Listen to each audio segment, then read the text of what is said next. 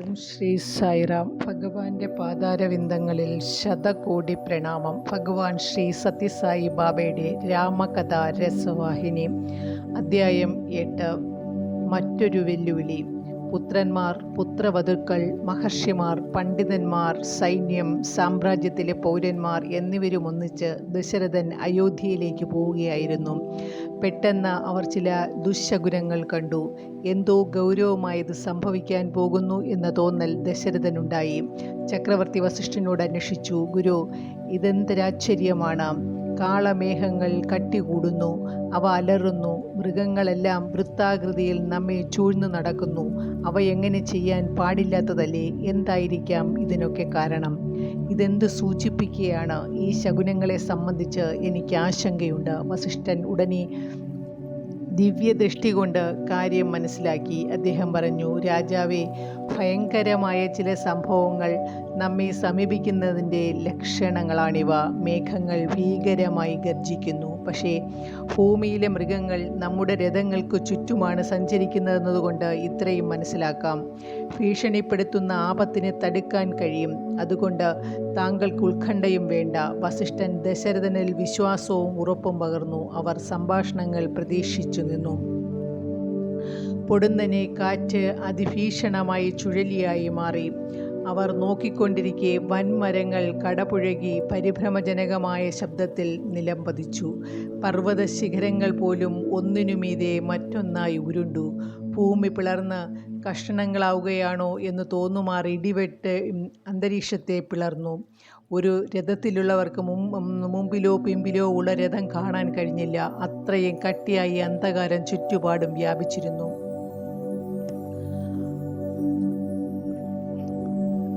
ആനകളും കുതിരകളും അതിസംഭ്രമത്താൽ നിയന്ത്രണം വിട്ട് ഓടാൻ തുടങ്ങി. കാലാൾ പടയാളികൾ ബോധം കെട്ടു വീണു. മറ്റുള്ളവർ ഭയം കൊണ്ട് സ്തബ്ധരായി. ആ വലിയ ആൾക്കൂട്ടത്തിൽ വസിഷ്ഠനും ദശരഥനും അദ്ദേഹത്തിൻ്റെ 4 മക്കളും മാത്രമേ ഭയരഹിതരായി ഉണ്ടായിരുന്നുള്ളൂ. ബാക്കിയുള്ളവരുടെ വീര്യവും ചൈതന്യവും കുറേശ്ശെയായി ചോർന്നു പോയിരുന്നു. ഭൂമിയും ആകാശവും അന്ധകാരത്താൽ ആവരണം ചെയ്യപ്പെട്ടിരുന്നു. ഇടയ്ക്കുള്ള മിന്നൽ പിണറുകളുടെ കണ്ണഞ്ചിപ്പിക്കുന്ന ജ്വലനങ്ങൾ അന്ധകാരത്തെ കൂടുതൽ സാന്ദ്രമാക്കുകയേ ചെയ്തുള്ളൂ. അതാ കൊടും ഭീതി ജനിപ്പിക്കുന്ന അതിരൂക്ഷ ദൃഷ്ടിയോടുകൂടിയ നിഷ്ഠൂര പ്രകൃതിയോ രുഗ്രസ്വരൂപൻ അവരുടെ മുൻപിൽ. ഇടതൂർന്ന് വളർന്ന ജടാമുകുടം അദ്ദേഹത്തിൻ്റെ ശിരസിൽ, ചുമലിൽ ഇരുഭാഗവും മൂർച്ചയുള്ള അതിഭീകരമായ ഒരു പരശു തൂക്കിയിട്ടിരിക്കുന്നു. മിന്നൽ പിണരുകൾ പോലെ പ്രകാശിക്കുന്ന അസ്ത്രങ്ങളുള്ള ആവനാഴിയുണ്ടായിരുന്നു മറ്റേ ചുമലിൽ. ത്രിപുര സംഹാരത്തിന് പോകുന്ന ത്രിനേത്രനായ മഹാദേവനെ പോലെയാണ് അദ്ദേഹം കാണപ്പെട്ടത്. അദ്ദേഹത്തെ തെളിഞ്ഞു കണ്ടയുടനെ അത് പരശുരാമനാണെന്ന് വസിഷ്ഠൻ തിരിച്ചറിഞ്ഞു. ക്ഷത്രിയ വംശധ്വംസനത്തിനായുള്ള ആ മഹാപ്രസ്ഥാനത്തിൽ അവരെയൊക്കെ സംഹരിച്ച ശേഷം അദ്ദേഹത്തിൻ്റെ ക്രോധം വളരെ മുമ്പേ കെട്ടടങ്ങിയിരുന്നുവെങ്കിലും ഇപ്പോൾ അദ്ദേഹം രോഷം കൊണ്ട് അതിരൂക്ഷമായി കാണപ്പെട്ടതിന് കാരണമെന്തെന്ന് വസിഷ്ഠൻ അത്ഭുതപ്പെട്ടു. കെട്ടടങ്ങിയ കനലിൽ നിന്നും വീണ്ടും അഗ്നിജ്വാല ഉയർന്ന കാരണമറിയുവാൻ അദ്ദേഹം ശ്രമിച്ചു. കൈകാലികൾ കഴുകാൻ ക്ഷണിക്കുക, കാൽ കഴുകാൻ അനുവദിക്കുക തുടങ്ങിയ സ്വാഗതത്തിൻ്റെ പരമ്പരാഗതമായ സമ്പ്രദായത്തോടുകൂടി വസിഷ്ഠൻ തന്നെ പരശുരാമൻ്റെ സമീപത്തേക്ക് നീങ്ങി. ഈ ഹൃദയത്തിൻ്റെയും ഹൃദയംഗമമായ സ്വാഗതത്തിൻ്റെയും അടയാളങ്ങൾ അദ്ദേഹം സ്വീകരിച്ചു. എങ്കിലും കത്തിജ്വലിക്കുന്ന കനൽക്കട്ട പോലെയുള്ള ദൃഷ്ടികൾ കൊണ്ട് രാമനെ തുറിച്ചു നോക്കുന്നുണ്ടായിരുന്നു. രാമനിൽ നിന്നും ഇതിനുണ്ടായ പ്രതികരണം ഒരു മനം മയക്കുന്ന മന്ദസ്മിതമായിരുന്നു. പക്ഷേ അത് പരശുരാമൻ്റെ ക്രോധത്തിന് ശക്തി കൂട്ടുകയേ ചെയ്തുള്ളൂ.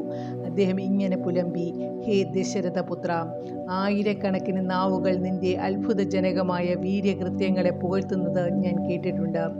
ഒരു ബാലലീല എന്ന നിലയിൽ നീ ശൈവചാപം ഖണ്ഡിച്ചതെങ്ങനെയെന്നും എനിക്കറിയാം. പക്ഷേ അതൊക്കെ കേൾവി മാത്രമാണ്. ഞാൻ നേരിട്ട് കണ്ടതല്ല. നിന്റെ പരാക്രമം നേരിട്ട് പരിശോധിക്കാനായിട്ടാണ് ഞാനിപ്പോൾ വന്നിട്ടുള്ളത്. ദിവ്യമായ പവിത്രീകൃതമായ ഒരു വില്ല് ഞാൻ കൊണ്ടുവന്നിട്ടുണ്ട്. അത് എൻ്റെ അഭിവന്ദ്യനായ പിതാവിൻ്റേതാണ്, ജമദഗ്നിയുടേത്. അതിന് ഞാൻ കെട്ടി ഒരമ്പു തൊടുത്തുകൊണ്ട് നിന്റെ ശക്തി എന്നെ കാണിക്കൂ, അല്ലെങ്കിൽ വരൂ, യുദ്ധത്തിലേർപ്പെടൂ. ഉത്കടമായ ക്രോധത്തോടുകൂടി പരശുരാമൻ രാമനെ വെല്ലുവിളിച്ചു. ഈ ക്രോധപ്രകടനങ്ങളൊന്നും രാമനെ തെല്ലും ബാധിച്ചില്ല. അദ്ദേഹം ശാന്തനായി മന്ദഹസിച്ചുകൊണ്ടേയിരുന്നു. അദ്ദേഹം ചോദിച്ചു, അല്ലയോ ഭാർഗവരാമ, അങ്ങയ്ക്ക് ക്ഷത്രിയന്മാരോടുണ്ടായിരുന്ന പ്രതികാര മനോഭാവം വളരെ മുമ്പേ ഇല്ലാതായി കഴിഞ്ഞിരിക്കുന്നു എന്ന് ഞാൻ വിചാരിച്ചത്. ഈ പ്രതികാരം എന്തിനീ അധപ്പതനം, എന്തിനീ അന്യായം? ആ ഘട്ടത്തിൽ ദശരഥൻ താണു വണങ്ങി ദീനമായി പരശുരാമനോട് അപേക്ഷിച്ചു, ഭാർഗവ, അങ്ങ് ബ്രാഹ്മണനാണ്, ഏറ്റവും പ്രസിദ്ധി ആർജിച്ചിട്ടുണ്ട്. എൻ്റെ പുത്രന്മാർ ബാലന്മാരാണ്. ഒരു കാരണവുമില്ലാതെ അവരുടെ നേരെ പ്രതികാര മനോഭാവം എന്തിനാണ്? അങ്ങയുടെ വംശത്തിന് ഒരിക്കലും അത് യോജിച്ചതല്ല. അങ്ങയുടെ പൂർവ്വപിതാക്കന്മാർ അവിരാമമായി വേദാധ്യയനം ചെയ്തവരാണ്. കർമ്മങ്ങളും ശിഷ്ടാചാരങ്ങളും എത്രയും ശ്രദ്ധയോടുകൂടി നടത്തിയിട്ടുള്ളവരാണ്. അങ്ങ് തന്നെ ചന്ദ്രായനം ആരംഭിച്ച ഘട്ടത്തിൽ ഇനിയൊരു ആയുധവും ഞാൻ ഉപയോഗിക്കുകയില്ല എന്ന് പ്രഖ്യാപിച്ചിട്ടുള്ളതല്ലേ? അങ്ങയുടെ അഭിലാഷങ്ങളെല്ലാം പൂർത്തീകരിക്കുന്നുവെന്നും അങ്ങ് പറയുകയുണ്ടായി. ആക്രമിച്ചു പിടിച്ച എല്ലാ രാജ്യങ്ങളും അങ്ങ് കശ്യപന് ദാനം ചെയ്തു. ഇനി ആയുഷ്കാലം മുഴുവനും ധാർമ്മിക കർമ്മങ്ങൾ ചെയ്യുന്നതിനും സമചിത്തത സമ്പാദിക്കുന്നതിനും വിനിയോഗിക്കുന്നതാണെന്നും അങ്ങ് തീരുമാനിച്ചതല്ലേ? ഈ പ്രഖ്യാപനങ്ങൾ അങ്ങ് നടത്തിയത് ദേവേന്ദ്രനെ സാക്ഷി നിർത്തിയാണ്. അങ്ങ് മഹേന്ദ്ര പർവ്വതത്തിൽ വളരെ കാലമായി തപസ്സിലേർപ്പെട്ടിരിക്കുകയായിരുന്നുവല്ലോ. ഇപ്പോഴിതാ പ്രഖ്യാപിതോദ്ദേശ്യങ്ങൾക്ക് എതിരായി അങ്ങ് എൻ്റെ വംശത്തെയും കുടുംബത്തെയും നശിപ്പിക്കുവാൻ ഭാവിക്കുന്നു. വാഗ്ദത്തത്തിനെതിരായി പ്രവർത്തിക്കുന്നത് ഭയങ്കര പാപമല്ലേ? ഈ വാഗ്ദത്ത ലംഘനത്തിന് ശേഷം ചെയ്യുന്ന തപസ്സിൻ്റെയും വൈരാഗ്യത്തിൻ്റെയും പ്രയോജനം എന്താണ്? സത്യത്തേക്കാൾ വലിയ ദൈവമില്ല. അങ്ങ് രാമനെ മാത്രമാണ് വെല്ലുവിളിക്കുന്നത്. അവനോട് മാത്രമേ യുദ്ധം ചെയ്യുകയുള്ളൂ എന്നങ്ങ് പറയുകയുമായിരിക്കും. എൻ്റെ പുത്രന് എന്തെങ്കിലും സംഭവിച്ചാൽ എൻ്റെ കുടുംബം മുഴുവനും ദാരുണമായ ആപത്തിലകപ്പെടും. ആപത്ത് അവനെ അകപ്പെടുത്തുന്ന നിമിഷം ഞങ്ങളുടെ ജീവൻ അവസാനിക്കും. അങ്ങേപ്പോലുള്ള ഒരു ബ്രാഹ്മണൻ ജീവൻ നശിപ്പിച്ചു പോകുന്നതിന് ഉത്തരവാദിയാകാൻ പാടില്ലാത്തതാണ്. അത് ബ്രാഹ്മണ്യത്തിന് നേരെ കാണിക്കുന്ന നിന്ദ മാത്രമല്ല, ഘോരമായ പാപവുമാണ്. പരശുരാമൻ ദശരഥൻ്റെ വാക്കുകളെ ഗൗനിച്ചതേയില്ല. അവ ശ്രദ്ധിക്കുക പോലും ചെയ്തില്ല. അദ്ദേഹം രാമനെ തന്നെ നോക്കുകയായിരുന്നു. അദ്ദേഹം പറഞ്ഞു, നീ ഒടിച്ച വില്ലും ഈ വില്ലും സ്വർഗത്തിൽ നിന്നും വന്നവയാണ്. വിശ്വകർമാവെന്ന ദിവ്യശില്പി നിർമ്മിച്ചതാണ് രണ്ടും. ഒന്ന് ത്രിപുരന്മാരെ സംഹരിക്കുന്നതിനായി ശിവന് കൊടുത്തു, മറ്റേത് വിഷ്ണുവിനെയും ഏൽപ്പിച്ചു.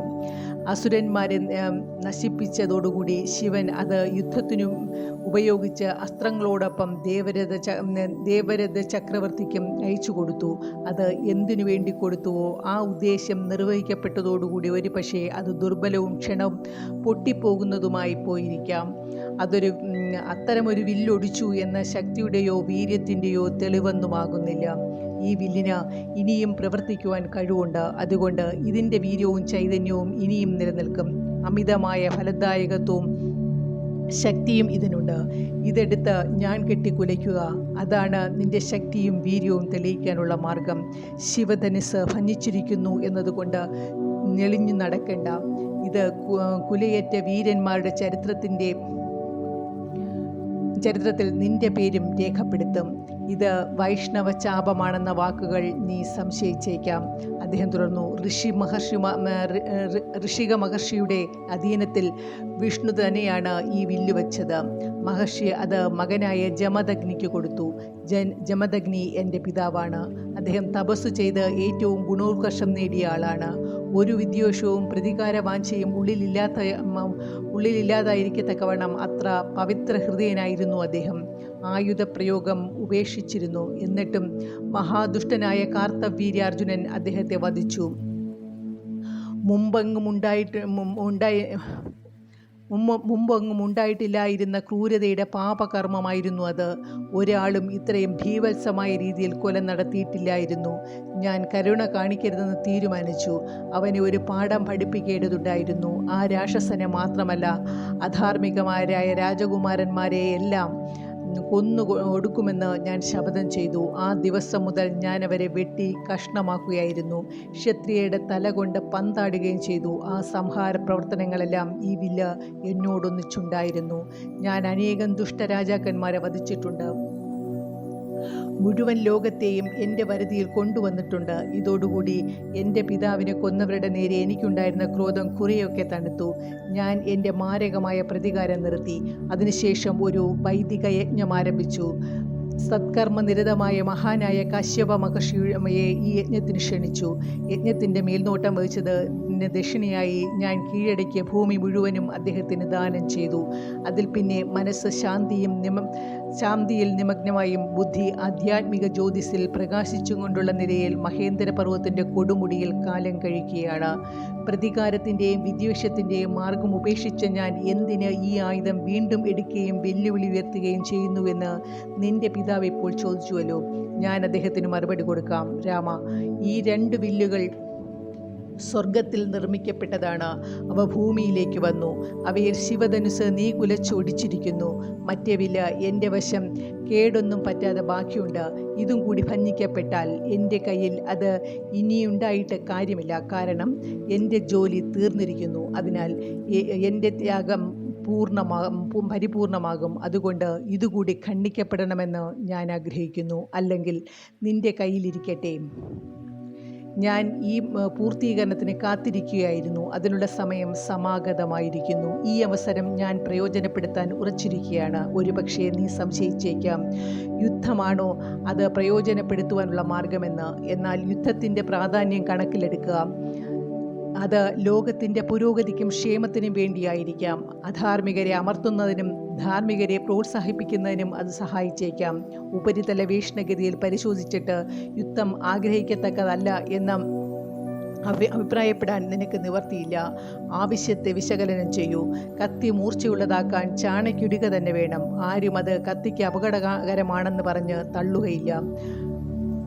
ഭക്ഷണത്തിൽ നിന്നും ശരീരത്തിന് ശക്തി കിട്ടണമെങ്കിൽ ഭക്ഷണം നല്ല ഉറപ്പുള്ള പല്ലുകൾക്കിടയിൽ വച്ചുകൊടുത്ത് നിഷ്കരണം അരച്ചു പശയാക്കണം. ഒരാൾക്കും തന്നെ ഈ ക്രിയ ഭക്ഷണ വസ്തുവിൻ്റെ ആക്രമം കാണിക്കുകയാണെന്ന് വെച്ച് ഉപേക്ഷിക്കാൻ കഴിയുകയില്ല. സമരത്തിലേക്കോ സംഘടനത്തിലേക്കോ അയഥാർത്ഥമായ വേദനയുടെ പീഡനാനുഭവങ്ങളിലേക്കോ തിരിച്ചു പോകുന്നതിനു വേണ്ടി ശരീരത്തിനോ രാഷ്ട്രത്തിനോ സാത്വികാഹാരം നൽകുന്നതിനായി അതിനെ ആവശ്യമായി വന്നേക്കാം. ശരി, നാം വഴിമധ്യേയാണിപ്പോൾ. ഒരു യാത്രയുടെ പകുതിയിൽ ഇവിടെ നിന്നുകൊണ്ട് സംസാരത്തിൽ മുഴുകുന്നത് ശരിയല്ല. നാം കർമ്മനിരതരാവുക. നാം നേരെ അത് ആരംഭിക്കണമെന്ന് ആവശ്യമാണ്. വരൂ, ഒന്നുകിൽ ഈ വില്ല് ഞാൻ കെട്ടി അത് കുലയ്ക്കൂ, അല്ലെങ്കിൽ എന്നോട് ദ്വന്ദ്വയുദ്ധത്തിലേർപ്പെടൂ. ഇതായിരുന്നു പരശുരാമനിൽ നിന്നുള്ള ആഹ്വാനം. ഈ വെല്ലുവിളി കേട്ടപ്പോൾ ലക്ഷ്മണൻ ക്രോധം കൊണ്ട് പുകയായിരുന്നു. ചുട്ട മറുപടി കൊടുത്തുകൊണ്ട് അദ്ദേഹം ഇടപെടുവാൻ ആരംഭിക്കുമ്പോഴേക്കും രാമൻ സഹോദരനെ സമാധാനപ്പെടുത്തി. രാമൻ പറഞ്ഞു, ഇത് നിന്നെ സംബന്ധിക്കുന്ന കാര്യമല്ല. എന്നോടാണ് ചോദ്യങ്ങൾ. ഞാൻ തന്നെ മറുപടി പറയണം. നീ ഞങ്ങളുടെ ഇടയിൽ ചാടി വീഴുന്നത് മര്യാദയല്ല. ഇത് കൈകാര്യം ചെയ്യാൻ എന്നെ അനുവദിക്കൂ. ജ്യേഷ്ഠൻ്റെ സ്നേഹപൂർവ്വവും മൃദുലവുമായ ഉപദേശം ലക്ഷ്മണനെ ശാന്തനാക്കി. എന്നാൽ തൻ്റെ വെല്ലുവിളി ഉടനെ സ്വീകരിക്കാതിരുന്നതിന് പരശുരാമൻ രാമനെ പരിഹസിച്ച് ചിരിക്കുകയും അവഹേളിക്കാൻ ആരംഭിക്കുകയും ചെയ്തപ്പോൾ അമർഷം നിയന്ത്രിക്കുവാൻ ലക്ഷ്മണന് കഴിഞ്ഞില്ല.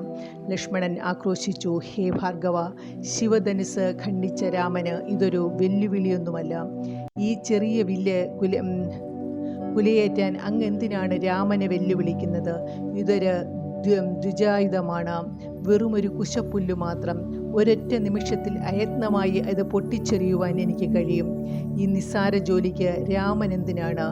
ഞാൻ പറഞ്ഞത് മാറ്റേണ്ട ആവശ്യം എനിക്കില്ല. ലക്ഷ്മണൻ്റെ വാക്കുകൾ കേട്ട് പരശുരാമന് ക്രോധം വർദ്ധിച്ചു. പക്ഷേ രാമൻ കാര്യങ്ങൾ ശാന്തമായും സമാധാനമായും കൈകാര്യം ചെയ്തു. അദ്ദേഹം ലക്ഷ്മണൻ്റെ നേരെ മന്ദസ്മിതം തൂകി. മൃദുഭാഷണത്തിൽ അവനെ സമാധാനിപ്പിച്ചു. പരശുരാമന് രോഷം കൂടുന്തോറും രാമൻ കൂടുതൽ ശാന്തതയും നിയന്ത്രണവും കാണിക്കുകയായിരുന്നു. പരശുരാമന് ആത്മനിയന്ത്രണം തീരെയില്ലാതായി. അദ്ദേഹം നാവിന് പൂർണ്ണ സ്വാതന്ത്ര്യം നൽകി. നാവ് രൂക്ഷമായ വചനങ്ങൾ വമിക്കാൻ തുടങ്ങി. അത് ദശരഥൻ്റെ മനസ്സിൽ സംഭ്രമം ജനിപ്പിച്ചു. കോപാകുലമായ ഈ കടന്നാക്രമണത്തിൽ ദാസികളും ദാസന്മാരും സ്വയം ഒളിച്ചു. സൈന്യത്തിൻ്റെ ചതുരംഗങ്ങളും ഭയം കൊണ്ട് വിറച്ചു. പണ്ഡിതന്മാരും ഭയവിഹ്വലരായി. സീത ഈ രംഗം നേരം പോക്കായി നോക്കി നിന്നു. ദേവിക്ക് തെല്ലും ക്ഷോഭമുണ്ടായില്ല. ലേശം പോലും ഭയം അവരെ ബാധിച്ചില്ല. രാമനാകുന്ന സിംഹത്തിൻ്റെ മുമ്പിൽ പരശുരാമൻ മുടന്തൻ കുറുനരി മാത്രമാണെന്ന് പറഞ്ഞുകൊണ്ട് അവർ ഊർമിളയുടെയും മാണ്ഡവിയുടെയും ശ്രുതകീർത്തിയുടെയും ഹൃദയത്തിൽ ധൈര്യവും ആശ്വാസവും വളർത്തി.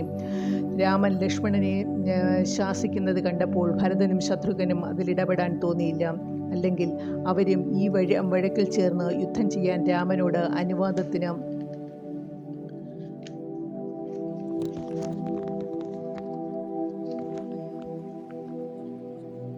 അപേക്ഷിക്കുകയോ അല്ലെങ്കിൽ വെല്ലുവിളി സ്വീകരിക്കുകയോ ചെയ്യുമായിരുന്നു. അവർ രാമൻ്റെ ആജ്ഞയും കാത്ത് അകന്നു നിന്നു. വസിഷ്ഠന് ഭൂതവും ഭാവിയും അറിയാവുന്നതുകൊണ്ട് ഈ സംഭവം ദിവ്യ നാടകത്തിലെ ഒരു രംഗം മാത്രമാണെന്ന് മനസ്സിലാക്കിയ അദ്ദേഹം നിശബ്ദനും അക്ഷോഭ്യനും ആയി സ്ഥിതി ചെയ്തു. രാമൻ അഗാധമായ പ്രശാന്തയോടുകൂടി പരശുരാമ, അങ്ങൊരു ബ്രാഹ്മണനാണ്. വർണ്ണവിഭാഗത്തിൻ്റെ അടിസ്ഥാനത്തിൽ അങ്ങ് ക്ഷത്രിയന്മാർക്ക് ആരാധ്യനാകുന്നു. അങ്ങ് സർവദാ ആരാധ്യനായ വിശ്വാമിത്രൻ്റെ ബന്ധുവാണ്. അത്രയും ഉത്കൃഷ്ട കുലജാതനായ ഒരു ബ്രാഹ്മണനെ വധിക്കുന്നത് ശരിയാണെന്ന് എനിക്ക് തോന്നുന്നില്ല. മാത്രമല്ല, ഈ ദിവ്യായുധം അങ്ങയുടെ നേരെ പ്രയോഗിക്കുന്നതും ശരിയല്ല. അങ്ങ് തന്നെ ഇപ്പോൾ പറയുകയുണ്ടായി, ഈ ആയുധം ദേവന്മാരുടേതാണ്. ഇതുവരെ ഇത് പ്രയോഗിക്കപ്പെട്ടപ്പോൾ ഓരോ ശത്രുവിൻ്റെയും നഗരത്തിൻ്റെയും കോട്ടയെയും നശിപ്പിച്ചിട്ടുണ്ട്. അവരുടെ ശക്തിയെയും അഹങ്കാരത്തെയും പരാജയപ്പെടുത്തുവാനും കീഴടക്കുവാനും ഇതിന് കഴിയും എന്നൊക്കെ. അങ്ങനെയാണെങ്കിൽ അത് നിഷ്പ്രയോജനകരമായ നിലയിലിരിക്കുന്നത് വലിയ നഷ്ടമല്ലേ? അതുകൊണ്ട് രണ്ടിലൊന്ന് സ്വീകരിച്ച് എന്നോട് പറയൂ. അങ്ങയുടെ കാലുകൾ ചലിക്കാനാവാത്ത നിലയിലാക്കാൻ ഞാനത് പ്രയോഗിക്കട്ടെയോ? അല്ലെങ്കിൽ അങ്ങ് തപസ്സുകൊണ്ട് നേടിയ പരലോകത്തിലേക്കുള്ള പ്രവേശനത്തിൽ നിന്നും അങ്ങയെ തടയട്ടെയോ? ഈ വാക്കുകൾ കേട്ട് പരശുരാമൻ പൂർവാധികം ക്രുദ്ധനായി. അദ്ദേഹത്തിൻ്റെ കണ്ണുകൾ ചുവന്നു. നീ എന്താണ് ജൽപ്പിക്കുന്നത് എന്ന് പറഞ്ഞുകൊണ്ട് രാമൻ്റെ നേരെ പാഞ്ഞു. രാമൻ പരശുരാമൻ്റെ ചുമലിൽ തൂക്കിയിരുന്ന വൈഷ്ണവചാപം പരിഹാസപൂർണമായ ഒരു ചുഴിയോടുകൂടി പിടിച്ചു. ഇത് പരശുരാമൻ്റെ അന്തസ്സിനെ സ്പർശിച്ചു.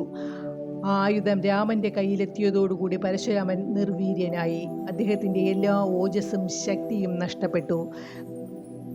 ദുർനിരീക്ഷ്യമായ വിധം രാമൻ ഉജ്ജ്വല തേജസ്സായി പ്രശോഭിച്ചു. ചുറ്റുമുള്ള പ്രകാശത്തെ മുഴുവനും കേന്ദ്രീകൃതമാക്കി ഒരേ സ്ഥലത്ത് എണ്ണമറ്റ ദീപങ്ങൾ കൊളുത്തിവെച്ച പോലെ അദ്ദേഹം അവിടെ സ്ഥിതി ചെയ്തു. ആ വില്ലിൻ്റെ യഥാർത്ഥ യജമാനൻ നാരായണൻ തന്നെ അത് കയ്യിലെടുത്തപ്പോൾ അതിൻ്റെ കാന്തിയും വർദ്ധിച്ചു. വില്ലിന് വിജയാഹ്ലാദത്തിൻ്റെ പരിവേഷം കാണപ്പെട്ടു. അതിൽ നിന്നും മിന്നൽ പിണരുകൾ പുറപ്പെട്ടു. ദേവന്മാർ ആകാശത്തിൽ ഒന്നിച്ചുകൂടി വില്ലും പിടിച്ചു നിൽക്കുന്ന രാമൻ്റെ മേൽ പുഷ്പവൃഷ്ടി ചെയ്തു. സംഗീതത്തിൻ്റെ ശുഭസ്വരം ആകാശത്തിൽ നിന്നും കേൾക്കുമാറായി. അപ്പോൾ പരശുരാമൻ പുഞ്ചിരി പൊഴിച്ചുകൊണ്ടേയിരുന്നു. അദ്ദേഹം പറഞ്ഞു, രാമ, എന്താണ് സംഭവിച്ചതെന്ന് കണ്ടോ? രാമൻ്റെ ദിവ്യ തേജസ് ദർശിച്ചതുകൊണ്ടുള്ള ആനന്ദം ഞാൻ അനുഭവിച്ചിരിക്കുകയാണെന്നു. എനിക്ക് ദിവ്യദർശനം ലഭിച്ചിരിക്കുന്നു. മുമ്പ് ഞാൻ ഈ ഭൂമി കശ്യപന് ദാനം ചെയ്തു. അത് സ്വീകരിച്ചുകൊണ്ട് കശ്യപൻ ഞാനിനി അദ്ദേഹത്തിന് അധീനത്തിലായി കഴിഞ്ഞ പ്രദേശത്ത് കടക്കരുതെന്നും അഥവാ കടക്കേണ്ടി വന്നാൽ തന്നെ ഒരു രാത്രി അവിടെ കഴിക്കരുതെന്നും എനിക്ക് മുന്നറിയിപ്പ് നൽകിയിട്ടുണ്ട്. ഇതാ നേരം ഇരുട്ടിത്തുടങ്ങിയിരിക്കുന്നു. എനിക്കിനി ഇവിടെ നിന്നുകൂടാ. ക്ഷണത്തിൽ മഹേന്ദ്ര പർവ്വതത്തിലേക്ക് പോകണം. അതുല്യമായ തപശക്തി കൊണ്ട് ഞാൻ ഉന്നതമായ സ്വർഗീയ തലങ്ങൾ നേടിയിട്ടുണ്ട്. വില്ലു പൊട്ടിക്കൂ. അതോടുകൂടി ഞാൻ നേടിയ സർവശക്തികളും ഭഞ്ജിക്കൂ. ഹേ രാമ, നോക്കൂ, ഇത് കണ്ടോളൂ. ഞാൻ സമ്പാദിച്ച സർവശക്തികളും ഞാനിതാ മടക്കി തരുന്നു. ഇങ്ങനെ പറഞ്ഞുകൊണ്ട് അദ്ദേഹം അടുത്തു ചെന്ന് രാമനെ ആശ്ലേഷിച്ചു. രണ്ട് കൈകൊണ്ടും ശരീരം മുറുകെ പിടിച്ചു. ആ സമയത്ത് അതുവരെ അദ്ദേഹത്തിൽ നിലനിന്ന ദിവ്യതയുടെ ത്രിമൂർത്തി പ്രഭാവം അദ്ദേഹത്തിൽ നിന്നും ബഹിർഗമിച്ച് രാമനിൽ ലയിച്ചു. അനന്തരം പരശുരാമൻ രാമനോട് പറഞ്ഞു, രാമ, ഈശ്വരൻ്റെ രഹസ്യങ്ങൾ ലോകത്തിന് വെളിപ്പെടുത്താൻ മനസ്സിലാക്കാൻ കഴിയുകയില്ല.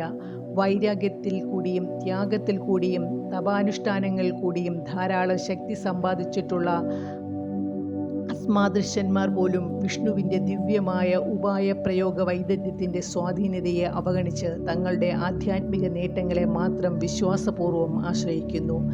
ഞാൻ അതുകൊണ്ട് അവിടുത്തെ യാഥാർത്ഥ്യത്തെയും അകൃത്രിമമായ ശക്തിയെയും ലോകത്തെ അറിയിക്കാൻ ആരംഭിച്ചിട്ടുണ്ട്. ഒരർപ്പണമെന്ന നിലയിൽ ഞാൻ എൻ്റെ ശക്തികളെല്ലാം അങ്ങേക്ക് നൽകി. ഈ പ്രപഞ്ച നാടകത്തിൻ്റെ സൂത്രധാരനും അതുല്യമായ ശക്തിയുടെ ഉറവിടവുമായ മഹാവിഷ്ണുവാണ് അങ്ങ് എന്ന് ഞാൻ ഒരിക്കൽ കൂടി തെളിയിച്ചിരിക്കുന്നു. അങ്ങ് ഇല്ലാതെ ഒന്നുമില്ല. അങ്ങല്ലാത്ത ഒന്നും ഇതിലില്ല. എല്ലാം അങ്ങ് തന്നെ, എല്ലാം അങ്ങയുടെയും. അങ്ങയുടെ ദിവ്യധനുസ്സ് പ്രയോഗിക്കാൻ കുറേ കാലത്തേക്ക് എനിക്ക് ഭാഗ്യമുണ്ടായി. അതിൻ്റെ ഫലമായി ഞാൻ ലോകത്തിൽ നിന്നും ബഹുമതിയും നേടി. അതാണ് ഞാൻ നേടിയ ഗുണം. ഇതാണ് എൻ്റെ അർപ്പണം. ഇത് പറഞ്ഞ് പരശുരാമൻ അപ്രത്യക്ഷനായി. രാമൻ അനാകുലവും മന്ദസ്മിതസുന്ദരവുമായ മുഖത്തോടുകൂടി വില്ലും അസ്ത്രങ്ങളും വരുണന് കൊടുത്തു. തനിക്കടുത്തു തന്നെ നിന്നിരുന്ന വസിഷ്ഠൻ്റെയും ദശരഥൻ്റെയും മുമ്പിൽ അദ്ദേഹം പ്രണമിച്ചു. ഈ മായാരൂപത്തിൽ നിന്നും എന്താണ് തൻ്റെ പുത്രന് സംഭവിക്കുക, എന്താപത്താണ് അവനുണ്ടാവുക എന്ന് ചിന്തിച്ച് ദശരഥൻ ഇത്രയും നേരം ഭയം കൊണ്ട് വിറയ്ക്കുകയായിരുന്നു.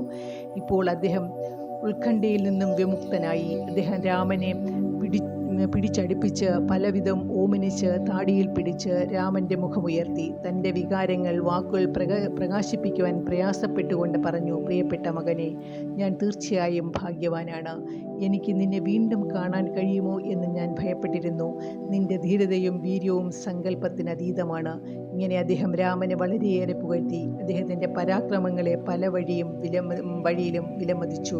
രാമൻ പറഞ്ഞു, ധർമ്മം ജയിക്കണം. വിജയം ധർമ്മനിഷ്ഠയുടെ അനിവാര്യമായ കൂടപ്പിറപ്പാണ്. സമരത്തിൻ്റെ ആദ്യ ദിശയിൽ അതിശക്തമെന്ന് തോന്നുന്ന തടസ്സങ്ങളും അല്പം ഭയവും അത് സൃഷ്ടിച്ചേക്കാം. അവ മനസ്സിനെ ദുർബലമാക്കിയെന്നു വരും. അത് പരാജയത്തിൻ്റെയും നാശത്തിൻ്റെയും സംശയങ്ങൾ ഉയർത്തിയെന്നും വരാം. പക്ഷേ അതിന് വഴങ്ങുകയോ ചെയ്യാതെ ലക്ഷ്യത്തിലേക്ക് തന്നെ ശ്രദ്ധയർപ്പിക്കുകയാണ് വേണ്ടത്. അപ്പോൾ ഒരിക്കലും പരാജയപ്പെടുകയില്ല, വീഴ്ചയും ബാധിക്കുകയില്ല. മനുഷ്യർ ധാർമ്മിക ശക്തിയുടെ സത്തിലേക്ക് ആഴത്തിൽ നോക്കാറില്ല. പുറമേ കാണുന്ന തടസ്സങ്ങളും അസ്വസ്ഥതകളും അവരെ അടിമപ്പെടുത്തി കളയുന്നു. അതുകൊണ്ട് അവർ ആ വഴി ഉപേക്ഷിച്ച് ദുരിതം അനുഭവിക്കുന്നു. ഇപ്പോൾ സംഭവിച്ചതെല്ലാം നന്മയ്ക്കു വേണ്ടിയാണ്. ഇതെല്ലാം അങ്ങയുടെ അനുഗ്രഹങ്ങൾ കൊണ്ടാണ് ഉണ്ടായത്. ഇത് പറഞ്ഞുകൊണ്ട് രാമൻ പിതൃപാദത്തിൽ നമസ്കരിച്ചു. രാമൻ പറഞ്ഞു, അയോധ്യയിലേക്ക് യാത്ര തുടരാനായി സൈന്യം അങ്ങയുടെ കൽപ്പനയും കാത്തിരിക്കുകയാണ്. സദയം അങ്ങ് കൽപ്പന നൽകുക. ഇത് കേട്ടപ്പോൾ ദശരഥൻ ആനന്ദപൂർണമായി പറഞ്ഞു, മകനെ, നാം എന്തിന് ഇനിയും വൈകുന്നു? സന്താപവും സന്തോഷവും തുടരെ നമ്മെ പീഡിപ്പിക്കുന്നു. അത് ശരീരത്തിനും മനസ്സിനും വലിയ വേദന ഉണ്ടാക്കുന്നു. നമുക്ക് തലസ്ഥാന നഗരിയിലേക്ക് പോയി അവിടെ സുഖമായി ജീവിക്കാൻ ശ്രമിക്കാം. അദ്ദേഹം മന്ത്രിമാരെ വിളിച്ച് യാത്ര തുടരാനായി സൈന്യത്തിന് ആജ്ഞ കൊടുക്കാൻ ആവശ്യപ്പെട്ടു. ഭടന്മാർ സസന്തോഷം ശബ്ദം മുഴക്കി മുന്നോട്ടേക്ക് നീങ്ങാൻ തുടങ്ങി. ഇടവേളയിലുണ്ടായ ഭയം അവസാനിച്ചിരുന്നു. അന്നത്തെ ദിവസം നടന്ന അത്ഭുതകരമായ സംഭവങ്ങളെ വർണ്ണനകൾ ആസ്വദിച്ചും ദശരഥൻ യാത്രയിലെ ബാക്കി സമയം ചെലവഴിച്ചു. അവർ നഗരത്തിനെ സമീപിച്ചു. വധൂവരന്മാരുടെയും മറ്റുള്ളവരുടെയും ആഗമനം അയോധ്യ നിവാസികളെ മുൻകൂട്ടി അറിയിക്കാൻ ചക്രവർത്തി ചില സൈന്യ വിഭാഗങ്ങളെ നേരത്തെ അയക്കുകയുണ്ടായി. മിഥിലയിൽ അവർക്കുണ്ടായിരുന്ന അനുഭവങ്ങളുടെ ഗാംഭീര്യവും പ്രഭാവവും വഴിമധ്യേ ഉണ്ടായ സംഭവങ്ങൾ ഇവയെല്ലാം സ്മരണ അവരുടെ യാത്രയ്ക്ക് വേഗം കൂട്ടി. വില്ലാളികളുടെ കയ്യിൽ നിന്നും അസ്ത്രങ്ങൾ ഏതുപോലെ അവർ അയോധ്യ നഗരത്തിലെത്തി. രാമനും ലക്ഷ്മണനും ഭരതനും ശത്രുഘ്നും സ്വവധുക്കളോടുകൂടി നഗരിയിലേക്ക് പ്രവേശിക്കുന്നുണ്ടെന്നും ഈ സന്തോഷ വാർത്ത നഗരവാസികളെ അറിയിക്കാൻ ദശരഥൻ അവരെ മുൻകൂട്ടി അയച്ചതാണെന്നും അവർ പറഞ്ഞു. അയോധ്യയിലെ പൗരന്മാർ തെരുവീഥികളിലും വീടുകളും ഭംഗിയായി അലങ്കരിക്കുകയും വിധാനിക്കുകയും ചെയ്തു. അവർ വീഥികൾ കഴുകാനും മിനുസപ്പെടുത്താനും ജോലിക്കാരെ ചുമതലപ്പെടുത്തി. രാജപാതയുടെ ഇരുവശങ്ങളും കുലവാഴകൾ സ്ഥാപിച്ചു. റോഡുകളിൽ പനിനീർ തളിച്ചു. അങ്ങനെ കണ്ണിന് ഇമ്പവും ഹൃദയത്തിന് ആനന്ദവും പ്രദാനം ചെയ്യുന്ന തരത്തിൽ നഗരം സുന്ദരവും ആകർഷകവുമാക്കി. സംഗീതോപകരണങ്ങളുമായി ഗായകന്മാർ വഴിയിൽ അവിടെ നിലയുറപ്പിച്ചു. വഴിക്കെങ്ങും വെടിമരുന്നും പണികൾ നടക്കേണ്ട വിധം ഏർപ്പാട് ചെയ്തു. വിവിധ വർണ്ണങ്ങളുടെ അനസൂധ്യമായ പ്രകാശനം ഒരേയൊരു പ്രവാഹം പോലെ പ്രകടിപ്പിക്കാനും ആഹ്ലാദ ശബ്ദം എന്ന നിലയ്ക്ക് അമിട്ടുകളും പടക്കങ്ങളും പ്രയോഗിക്കാനും ഏർപ്പെടുത്തി. അങ്ങനെ അത്യന്തം ആനന്ദത്തോടുകൂടി പൗരന്മാർ വിവാഹ സംഘത്തിൻ്റെ വരവും കാത്തിരുന്നു. വധൂവരന്മാരെ ഒരു നോക്ക് കാണാനായി അവർ ദൂരത്ത് കണ്ണും നട്ടിരുന്നു. മൂടുപണ പണിഞ്ഞ സ്ത്രീകൾ മന്ദിരങ്ങളുടെ ജാലകങ്ങൾക്കിടയിൽ അടുത്തും മട്ടുപ്പാവകളിലും തിങ്ങിക്കൂടി. ചിലർ ജാലാമറകൾക്കിടയിലൂടെ എത്തി നോക്കുന്നുണ്ടായിരുന്നു. ദശരഥ ചക്രവർത്തിയുടെ പുത്രന്മാരോടും പുത്രവധുക്കളോടും കൂടി തലസ്ഥാന നഗരിയായ അയോധ്യയിൽ പ്രവേശിച്ചു. അവരെ കണ്ട ഉടനെ തന്നെ സംഗീതധാര വായുമണ്ഡലത്തെ ഭേദിച്ചു. ജനങ്ങൾ തൊണ്ട പൊട്ടുമാറ് ജയജയാരവം മുഴക്കി. പൗരജനങ്ങൾ ഉന്മേഷത്തള്ളലോടുകൂടി ആഹ്ലാദ ശബ്ദം പുറപ്പെടുവിച്ചു. സ്ത്രീകൾ ദീപം തെളിയിച്ചൊഴിഞ്ഞു. വഴിയിൽ പുഷ്പങ്ങൾ വിതറി, പനിനീർ വീശി. രാജകുമാരന്മാർ ആദിത്യന്മാരെ പോലെ ശോഭിച്ചു. വധുക്കൾ ഉജ്ജ്വല നക്ഷത്രങ്ങൾ പോലെയും. അത്യുത്കൃഷ്ടമായ ഈ രംഗം കണ്ടപ്പോൾ ബഹുജനങ്ങളിൽ പലരും തങ്ങൾ ആരാണെന്നോ എവിടെയുള്ളതാണെന്നോ ഒക്കെയും മറന്നുപോയി. അവരുടെ ആനന്ദത്തിന് അതിരില്ലായിരുന്നു. എത്രയോ നേരം നോക്കി നിന്നിട്ടും അവരുടെ ദർശനദാഹം ശമിച്ചില്ല. തങ്ങളുടെ ദൃഷ്ടികരെ അവൾ തന്നെ ഉറപ്പിച്ചു നിർത്തുന്നതായി അവർ ബഹുദൂരം മുന്നോട്ട് നടന്നു. ആ രീതിയിൽ വഴി മുഴുവനും നടന്ന് അവർ രാജധാനിയുടെ പ്രവേശന ദ്വാരത്തിനടുത്തെത്തി. നവദമ്പതികളുടെ സൗഭാഗ്യവും ക്ഷേമവും ഉറപ്പിക്കാൻ വേദമന്ത്രങ്ങൾ ജപിക്കുന്നതിനായി ബ്രാഹ്മണർ അവിടെ നിന്നിരുന്നു. തോഴികൾ ദീപങ്ങൾ ഒഴിഞ്ഞു. ദൃഷ്ടിദോഷം ബാധിക്കാതിരിക്കാനായി പല കർമ്മങ്ങളും അനുഷ്ഠിച്ചു. വലത്തുകാൽ വെച്ച് ഉള്ളിലേക്ക് പ്രവേശിക്കാനായി അവർ വധുക്കളോട് അപേക്ഷിച്ചു. പുത്രവധുക്കളെ പ്രതീക്ഷിച്ചുകൊണ്ട് കൗസല്യയും കൈകേയിയും സുമിത്രയും പ്രവേശന ദ്വാരത്തിൽ നിന്നിരുന്നു. അവരുടെ ദൃഷ്ടികൾ ഉത്കണ്ഠയോടുകൂടി അവരെ കഴിയുന്ന വേഗത്തിൽ കാണുന്നതിനായി അങ്ങോട്ട് തന്നെ നോക്കി നിന്നു. അവർ ചന്ദന തൈലം കുടഞ്ഞു. വധുക്കളുടെ കേശങ്ങളിൽ പുഷ്പങ്ങൾ തിരുകി. നെറ്റിയിൽ ചുവപ്പ് പൊട്ടുകൾ തൊടുവിച്ചു. അമ്മമാർ ആനന്ദം കൊണ്ട് മതിമറന്നു. അവർ വധുക്കളെ പിടിച്ചടുപ്പിച്ചു നിർത്തി ഓമനിച്ചു. അവരെ അനുഗ്രഹങ്ങൾ കൊണ്ട് മൂടി. അങ്ങനെ 4 പുത്രന്മാരും പുത്രവധുക്കളും മാതാക്കളുടെ മുമ്പിൽ നമസ്കരിച്ചു. അവരുടെ നയനങ്ങൾ ആനന്ദ ബാഷ്പം പൊടിഞ്ഞു. കാരണം അവരുടെ ആനന്ദത്തിന് അതിരില്ലായിരുന്നു. തോഴിമാർ പാലിൽ വേവിച്ച ചോറ് സ്വർണ്ണത്തളികയിലാക്കി കൊണ്ടുവന്നു. അമ്മമാർ അത് വധുക്കളെയും വരന്മാരുടെയും വായിൽ വെച്ചു കൊടുത്തു. കുടിക്കാൻ പാൽ കൊടുത്തു. അനന്തരം അവരെ അന്തർഗൃഹത്തിലേക്ക് നയിച്ചു. മുൻകൂട്ടി സൗകര്യപ്പെടുത്തിയനുസരിച്ച് പുരുഷന്മാർക്കും സ്ത്രീകൾക്കും പ്രത്യേകമായ മുറിയിലേക്ക് അവരെ കൂട്ടിക്കൊണ്ടുപോയി. ദീർഘയാത്ര കൊണ്ട് അവർക്കുണ്ടായിരുന്ന ക്ഷീണം തീർക്കുന്നതിനായി അവിടെ പുരുഷന്മാർക്ക് പുരുഷന്മാരും സ്ത്രീകൾക്ക് സ്ത്രീകളും ഒഴിച്ചിൽ നടത്തി. അനന്തരം വിശ്രമിക്കുന്നതിനായി സമയവും സൗകര്യവും നൽകി.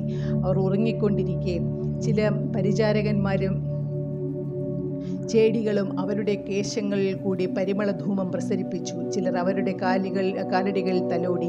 ചിലർ വെഞ്ചാമരം കൊണ്ടും വീശറി കൊണ്ടും വീശി അവരെ ശുശ്രൂഷിച്ചു. ആ ശുശ്രൂഷാ പ്രവർത്തനങ്ങളിൽ നിന്നും അവർ ആനന്ദം അനുഭവിച്ചു. അന്നവർ മുറിവിട്ട് പുറത്തിറങ്ങിപ്പോയില്ല. അവർക്ക് ശാരീരിക ക്ലേശം കുറയ്ക്കുന്നതിനായി ഭക്ഷണം സ്വന്തം മുറികളിൽ എത്തിച്ചു കൊടുക്കുകയാണ് ചെയ്തത്. വൈകുന്നേരമായിരുന്നു. നവവധൂവരന്മാരെ സ്വാഗതം ചെയ്യുന്ന ചടങ്ങ്. ആ ചടങ്ങുകൾ പങ്കുകൊള്ളുന്നതിനായി അയോധ്യയിലെ മഹിളകളെ രാജധാനിയിലേക്ക് ക്ഷണിച്ചിരുന്നു. അതിനായി ഹൃദയാർജവമാകും വിധം സുന്ദരമായൊരു വേദി ഒരുക്കിയിരുന്നു. അതിന്മേൽ കനകാസനങ്ങൾ നിരത്തി. അമൂല്യരത്നങ്ങൾ കലാപരമായി പിടിച്ച് വിലപ്പെട്ട ആടകളും ആഭരണങ്ങളും രാജ്ഞിമാർ കൊണ്ടുവന്നു. അവ പുത്രവധുക്കളെ അണിയിക്കാനായി ആ വിഷയത്തിൽ പ്രത്യേക വൈദഗ്ധ്യമുള്ള ചേടികളെ നിയോഗിച്ചു. അവരെ ഉടുപ്പുകളും ആഭരണങ്ങളും അണിയിക്കുന്നതിൻ്റെ മേൽനോട്ടം രാജ്ഞിമാർ തന്നെ വഹിച്ചു. ഒരുങ്ങിയ വധുക്കളെ കൈപിടിച്ചു കൊണ്ടുപോയി സ്വർണ്ണാസനങ്ങളിലിരുത്തി. അപ്പോഴേക്കും രാമലക്ഷ്മണന്മാരും ഭരതശത്രുഘ്നന്മാരും രാജകീയ വസ്ത്രങ്ങളും ആഭരണങ്ങളും അണിഞ്ഞ് കിരീടവും ധരിച്ച് അവിടെ എത്തി. അവരവർക്കുള്ള ഇരിപ്പിടങ്ങളിൽ ഉപവിഷ്ടരായി. അവർ സ്വന്തം വധുക്കളെ വലതുഭാഗത്താണ് ഇരുന്നത്. ക്ഷണിക്കപ്പെട്ട മകളുകളും രാജ്ഞിമാരും ആ രംഗത്തിൽ ശോഭ കണ്ട് നയനങ്ങൾ നിറച്ചു. അമയവും അവാച്യവുമായിരുന്നു അവരുടെ ആനന്ദം. ഈ ചടങ്ങ് നടന്നുകൊണ്ടിരുന്നപ്പോൾ പുറത്ത് ജനങ്ങൾക്ക് പശുക്കൾ, പണം, സ്വർണം, ഭൂമി, ധാന്യങ്ങൾ, വാഹനങ്ങൾ എന്നിവ ദാനം ചെയ്യുകയായിരുന്നു. ബ്രാഹ്മണർ വൈദിക മന്ത്രങ്ങൾ ഉച്ചരിച്ചുകൊണ്ട് നവവധുക്കളുടെയും വരന്മാരുടെയും ശിരസ്സുകളിൽ നെന്മണികൾ തൂകി. പിന്നീട് വിവാഹിതരായ സ്ത്രീകൾ 108 ദീപങ്ങൾ ദൃഷ്ടിദോഷ ശമനത്തിനായി അവരുടെ മുമ്പിൽ ഒഴിഞ്ഞു. അനന്തരം പുത്രന്മാരും പുത്രവധുക്കളും എഴുന്നേറ്റ് അമ്മമാരെയും പിതാവിനെയും കുലഗുരു വസിഷ്ഠനെയും പ്രണമിച്ചു. അതിനുശേഷം സ്വന്തം മുറികളിലേക്ക് പോയി. സായിറാം.